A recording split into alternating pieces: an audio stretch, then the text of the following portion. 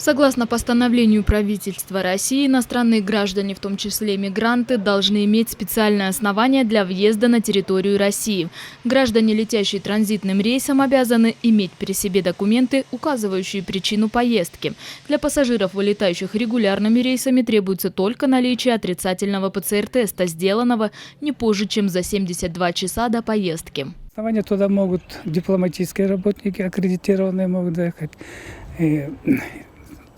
Срочно нуждающиеся в больницу, там обязательно должна быть справка с Российской Федерацией, что действительно этот человек могут въехать в Российскую Федерацию. А также студенты, которые обучаются там, с подтверждением, действительно ли они там учатся и когда у них это учебный процесс начинается. На сегодня регулярные рейсы в Российскую Федерацию осуществляются 3 раза в неделю российскими компаниями и 3 местными. Когда Россия какие-то ограничения вводит, они защищают интересы своих граждан, свои интересы. Соответственно, мы должны свои защищать. Любой вопрос, он должен очень четко проработан.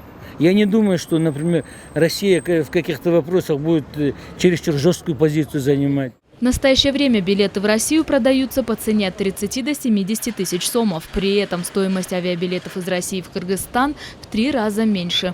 Агентство гражданской авиации Кыргызстана обратилось к России с просьбой увеличить количество рейсов, так как это значительно влияет на стоимость авиабилетов. Елена Ткаченко, Бигджан Туктусунов, Ала-То, 24.